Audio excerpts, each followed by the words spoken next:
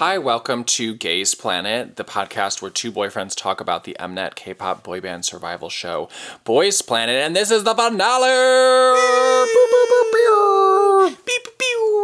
Y'all, after 4 hours of a finale, we did that. We had to watch it over 2 days. Yeah.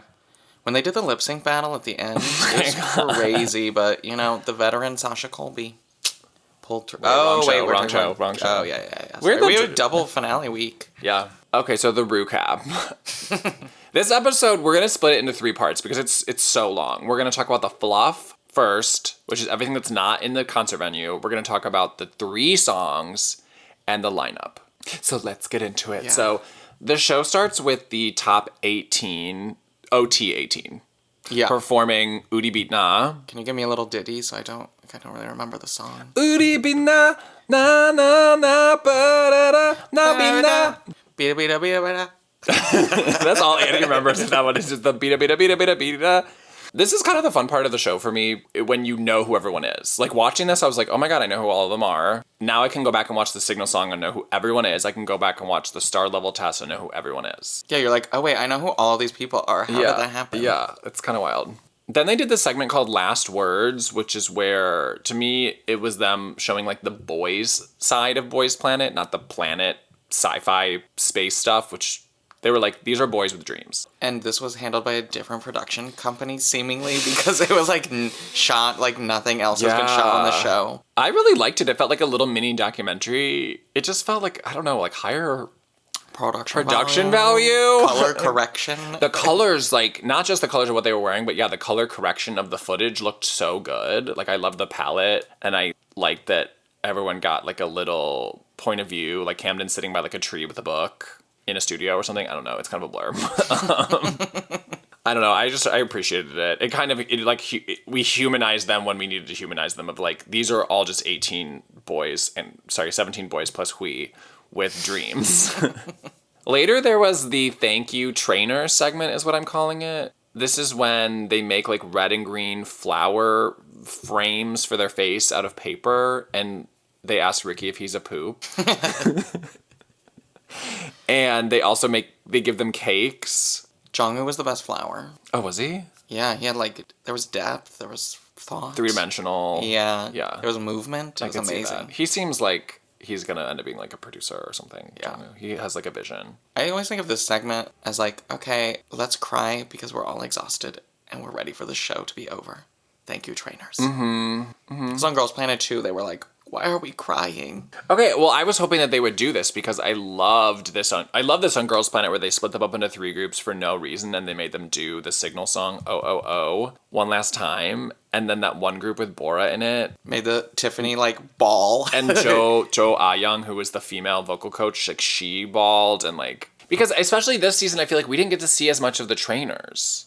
I think they tried to make it more about like there's the star creators, and there's the boys, where Girls Planet, because of the pandemic, had to lean way more on the trainers as, like, picking the winners of the rounds and planet passing people. And, like, I really liked that. I miss having, like, a consistent host, having, like, Sunmi and Tiffany, and, like Sunmi wasn't a trainer, she was just more, I just liked having the mentorship relationship. We didn't get that as much this time. No. But this is where they planet pass Park Hanbin unofficially. They tried to. They give Park Hanbin the most improved award, which doesn't make sense because he was good the whole time. Like everybody in the room, when they're saying most improved, people are like, oh, Jay, or oh, like they're throwing out Eugene, like names of people that improved, and then the trainers are like, The trainers are like, we actually mean this to be the one that we like the best. Yeah. And it culminates in they get evaluations from the trainers. Oh, they also had to perform the songs for the trainers. I forgot about that. I feel like this is like on the last challenge of RuPaul's Drag Race, when the judges always are like, oh my god, you've been amazing this whole season. It's been so exciting to watch you. And I'm like, okay, so we're not critiquing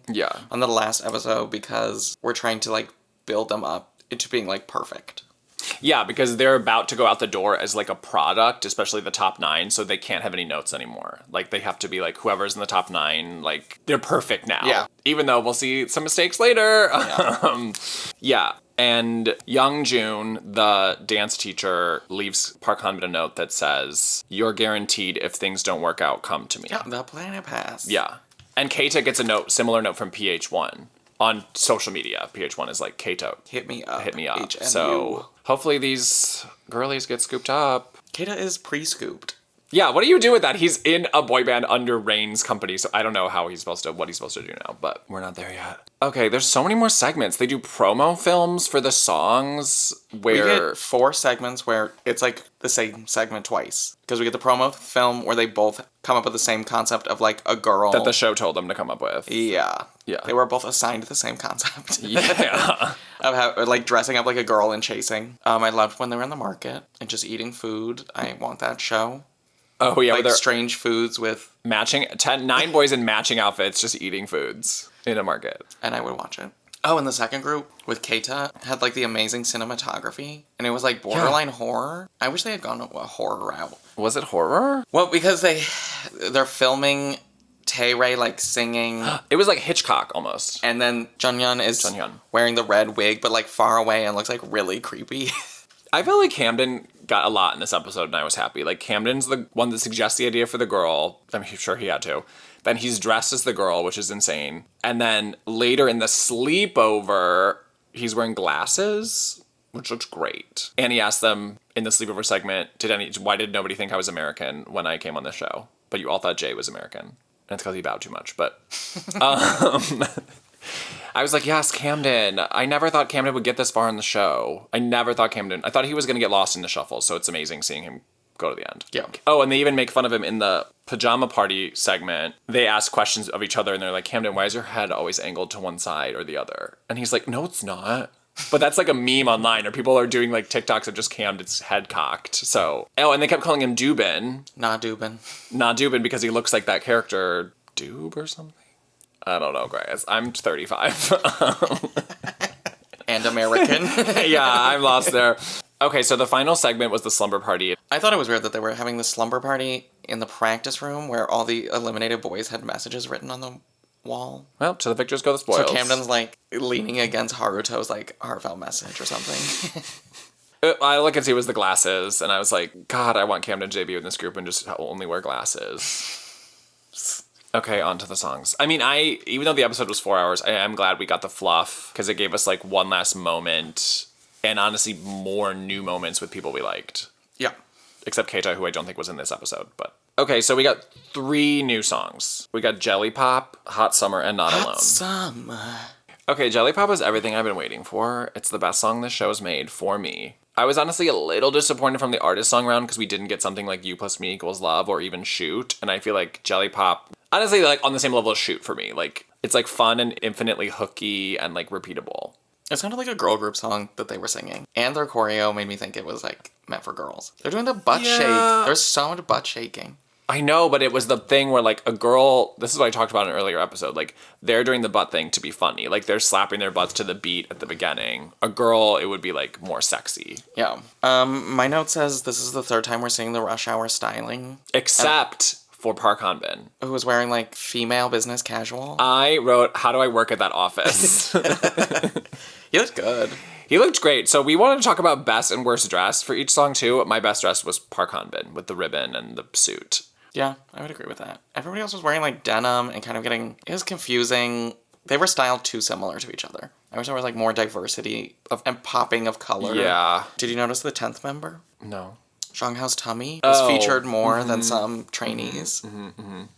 Yeah, they just gave him, like, the tiniest, like, sweater top that, like, is not even hitting his belt loop. So every time he raises his arms, you're just getting tummy. I wrote that the boys that are normally hard were popping the most for me in Jelly Pop. I think because... So who, Ganuk? Yeah, like, Ganuk, Kamden, Zhang. Because I think to me, Matthew is just, like, emotes so much. And I'm like, but this song isn't, like, that cute. It's, like, fun and upbeat, but, like, I feel like the harder edged boys were a little bit better at delivering the concept for me. I disagree. Because I don't think that Zhang Hao is meant to center that song. Like, when Zhang Hao is in the middle and they're doing, like, the pop and he's, like, popping his cheeks and, like, smiling a little bit, you can see Matthew to his side and Park Han-bin behind him doing it way bigger, and I was like, that just makes way more sense to put Matthew or Park Han-bin in the middle. Mm-hmm. It's not time for subtlety right now. It's not time for like a sly smile. I lost Matthew though, because like there's just so many people and he gets so little lines. Even Jay could find, because he's like, Jay's voice just like pierces through everything. Yeah, and Jay was just like looking goofy in the back. Loved it.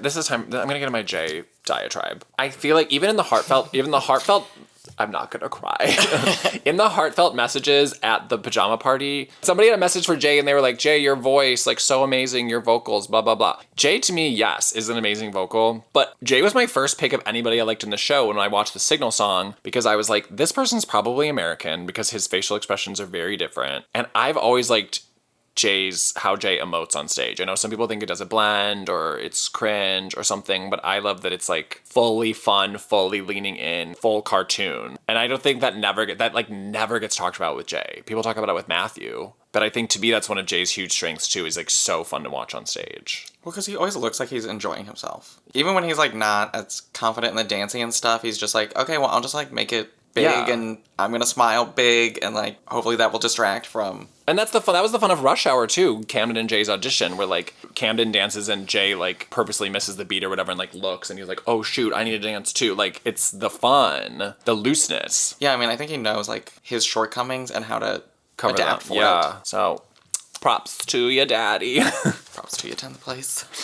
Oh yeah, what the fuck? Okay, Hot Summer. This is over me with the styling of Supercharger. I wrote, this is 9 boys singing into a fan that's next to an auto-tune machine. I mean, we know they were it's obvious they were lip syncing. Seunghan makes a huge error in Jelly Pop where he forgets to lip sync his ad lib. I just love that like Sung Hanbin is hitting notes we've never heard him hit with like his mouth barely open.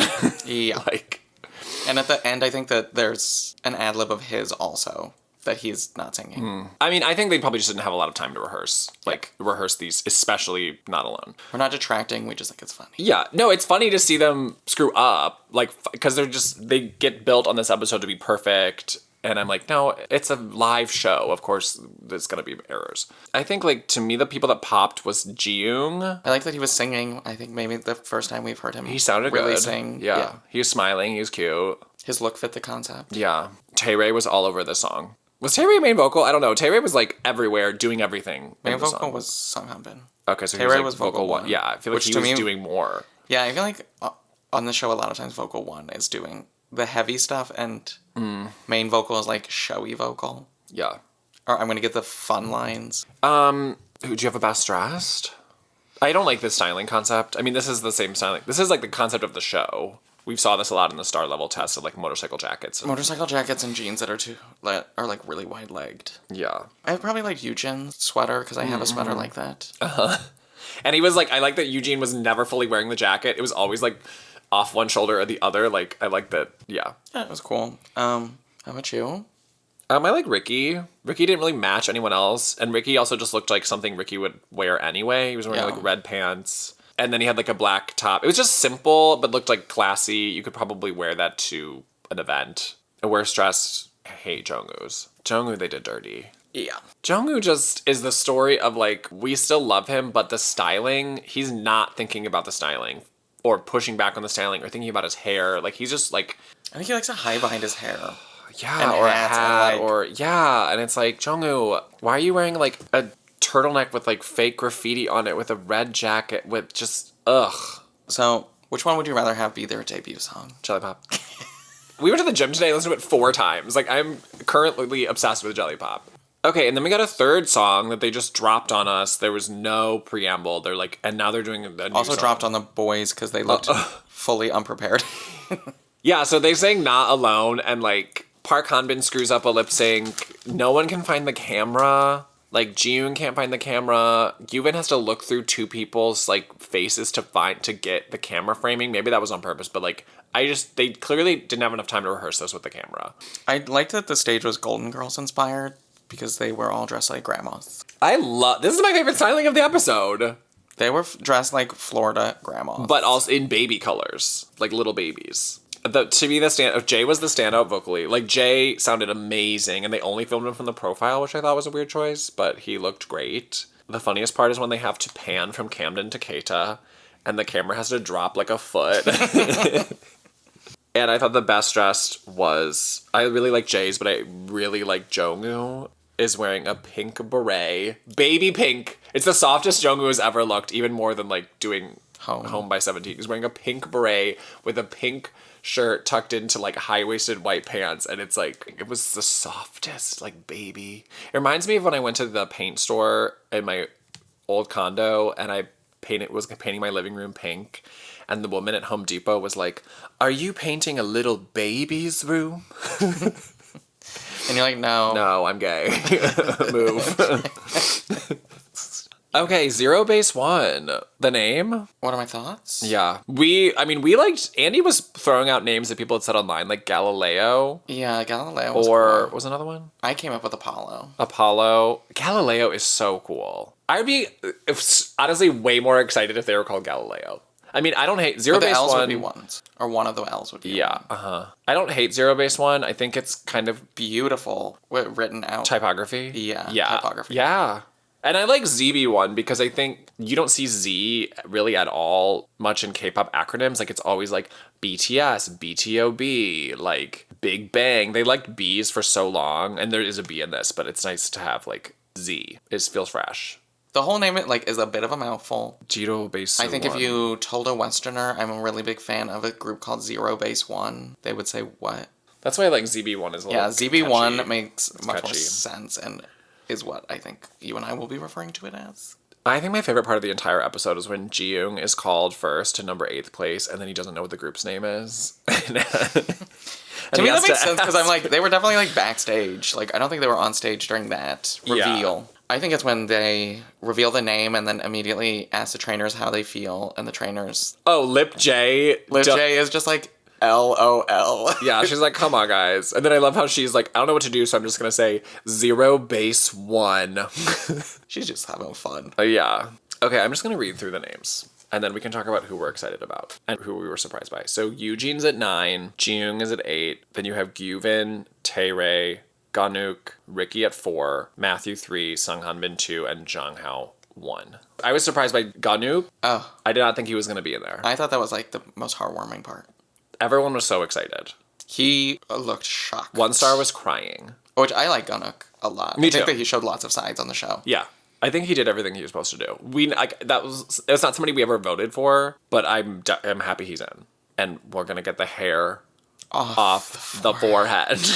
I'm glad that Taeray's in because I thought he sounded great in Hot Summer. They need him. Yeah, they need any of the vocalists they could have grabbed, but Taeray's great. Yeah. Ricky? At number 4. Shocking. I thought Ricky would be like number 9 and competing for 9 with like Park Hanbin or something, but 4. Ricky was my other, like, I loved this part. To me, Ricky has always been about branding from the beginning. He started out as young and rich, tall and handsome, boss baby Ricky, which I think went viral, people were saying, like, that clip from his little, like, 1-minute PR thing. Like, he always, like, had something attached to him. Even if it was, like, funny, like, young and rich, tall and handsome was, like, insane. And then in his speech, he's like, he's basically graduating to a new, like, brand. He's like, this tattoo means role model, and more than being young, rich, tall, or handsome, like, that's what I want to be, is a role model. And I'm like, yes. And then Andy was like, his first album is called Role Model. Like, yeah. He's just setting up a whole brand for himself that it's just smart. It's no one else is thinking like that. Or they are and they're not showing it. But like, and I love when he speaks English and uses like synonyms for some of the words that he means that don't quite fit. Like when he was calling the chairs sofas. Well, it is a sofa. Is it? The big chair it's like a little love seat. I don't know. I like Ricky's English too, because Ricky's English is like 98% correct. Yes. But I like the little 2% that's like a little bit wrong. But his speech, I was like, yes. Sunghanbin being second place. Sunghanbin being second is kind of crazy. Zhang Hao, when his name was called, like, literally was like, what? Pardon? Huh? Like, couldn't even take in the audio information that he's first. I know, I think he had to ask Sunghanbin what they said. What just happened. Which I think is so cute. And then Chen Quan Lui is convulsing on the floor crying. Getting his moment. He looks like Akira in season 11 when she's like the crying prostitute in the improv challenge and she's like twerking and crying. Like, that was Kwan-Lee.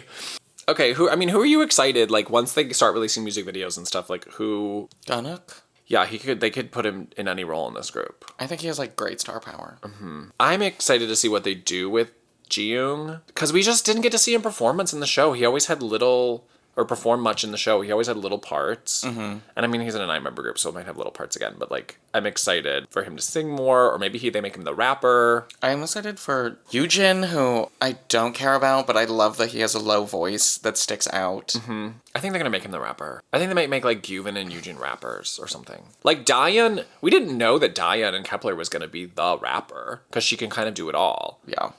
And she sings and raps, but... And they eliminated all the actual rappers, so... which they do every season on this show. I am just wondering what they're going to do with Song Han-bin. I'm excited. Like, he's so popular, but so was Shen Xiaoting, and she gets so few lines. But she's, like, centered a lot. I know, and so I'm wondering, is he going to be, like, not getting that many lines, but going to be featured a ton? Or I wonder how it's all gonna shake out. Yeah. Yeah. I mean, I'm kind of thinking, like, Zhang Hao and Tae-Wei are gonna be the main singers. And then the like, second singers will be, like, Sung Han-bin and Matthew or Ganuk. But definitely Sung Han-bin will be, like, one of the mains. And hopefully they can just unleash his whacking, finally. He hasn't got to actually do that much of it. Whacking and tutting. So I'm, like, excited. I forgot that Matthew was in this. Oh my god. I mean, it's honestly a little bit nice that it's finally been cemented, because we've liked Sung Han-bin the whole show. We just never voted for him because he's always number one, but we've always liked him. To me, it's like when, spoiler alert, in Neezy Project, where it's like, Mako is going to be in the group and will be called number 1 or 2. So, like, we don't even need to discuss it. We don't need to think about it. Like, that is just a done deal. So I think that's why we, like, almost never talk about Song Han-bin. Mm-hmm. Because we're just like, okay, well, we're building a group. He's already in it. Okay, who are the other 8 boys? Yeah, exactly. Who are 8 shiny boys?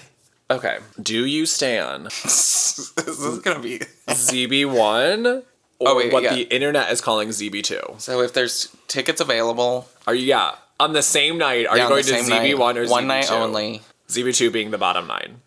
A ZB2 for sure. Yeah. There's just flavor. Yeah. Like, they have all the singers and all the rappers. What did I say earlier? They're just the ugly ones. Yeah, we were like, in the shorts. ZB1 are the tall dancers, and ZB2 are like everyone else. Talented, less attractive ones. But they still have attractive people too, but... ZB2 is the talented ones that teenage girls aren't heart-throbbing over. Yeah. But we are. Yeah. Jae, Hui, and Seungwon, and then you have Keita and Kamden and Jongwoo, like, and then Park Hanbin. I know, they've got everybody. And then Junhyun, Junhyun, who's like hot and a great rapper and a good singer. Like that, ZB2, I'm like... Aren't you missing one extra person? Oh, fuck. The 5-year-old, what's his name? Oh. That's almost the same name. Yeah, but he can sing. Yeah, he can sing. I like his voice. Yeah. Yeah, ZB2. I'm like sad that's not real. What's the Z and the B for them? Zeal Boys 2. It represents the high and the low. And then ZB3 is the eliminated with Woongi and Haruto. It's the gay group. Yeah, ZB3. They just do house music. Debut them all. Debut most of them. All right, the final segment is our segment, and we're calling this Last Words. So as we close out this episode of our show and the final episode of our show, I wanted to go back to something we talked about in the very beginning, our episode 0. And Andy, I asked you about your experience with boys. Not sexually, but... Not a one? With boy groups and with boys in K-pop, and you described yourself as a novice calling, and said you could make a playlist of 100 K-pop songs, and 100 of them would be girl group songs. So I wanted to ask, how did it feel to watch K-pop boys for 12 weeks, and do you have any new feelings about boy K-pop now? I don't know if my mind was changed that much. Mm-hmm. I mean, when they have, like, bright concepts, it's fun. I think I just always navigate towards bright concepts. And I'm more willing to accept a girl group doing a dark concept. I mean, were you surprised that you could care for these boys on the show, like get attached to them? Or did you just assume that was going to happen? I think I got attached to, like, the boys themselves and less their, like, performances. I could appreciate, like, their artistry and, like, expressions and things like that. Doesn't necessarily mean I, like, loved it. It's not bad. No. We put in all this time, and I'm like, meh. Yeah, I mean, that's about what I expected. I didn't think that you were going to have some change of heart and be like, oh my God, I love, like, Drippin' or something. For me, I'm trying to listen to more boys again because I made a list. Ironically, I made a list for our friend of, like, he was like, how do I get into K-pop? And I made a list that was 50, like, must listen to K-pop songs. I tried to do second, third, and fourth generation. Mostly second. But I was like, oh shit, like 42 of these songs are girl groups and there's only like 8 songs by boys and it's all shiny and like 17. So I was like, oh wow. Like I felt like when I got into K-pop, I was so equal parts because Big Bang was so exciting and 2PM and stuff. But so I'm trying to discover more of the new kiddos. I'm listening to more Gravity. I mean, it's hard to find the ones doing pop. Everyone wants to do like moody stuff. Bass drop chorus. Yeah, which I'm hoping we're pulling out of. So trying to do more Gravity. I really like their song Adrenaline from last year. Like I love it. And then Bobby. Bobby has a song called Drowning, which I also really, really like. It's like rapping over city pop style instrumental, which I hadn't really heard before. Okay, well, those are our last words. I mean, our true final words are thank you for listening to this podcast. Thank you, everyone that reached out. We didn't know us recapping this random show if we even have an audience, but we did. So we had a lot of fun making the show. Mm-hmm. I'm looking at Annie to be like, is that true? And it was just fun. So future plans are a question mark. Who knows? We could come back and talk about Island 2 or Neezy Project 2. It'd be fun to talk about a girl show. Yeah. And also we definitely will, Neezy Project is our favorite survival show ever. So we will be watching the sequel with boys. ZB1, I think we'll definitely talk about them at KCON in their debut as like a kind of look, let's see what they're like when they are out in the world. So check this space, check the Gaze Planet feed, stay subscribed because there'll be more stuff here, just maybe not immediately. But you can follow us on social. I'm at UGFine, UGHHHHHH Fine. I'm at Andrew with 3 E's 108. Thank you, Anne, for making our logo. Thank you, Danielle, for hosting us in Detroit. And thank you for listening. Fighting.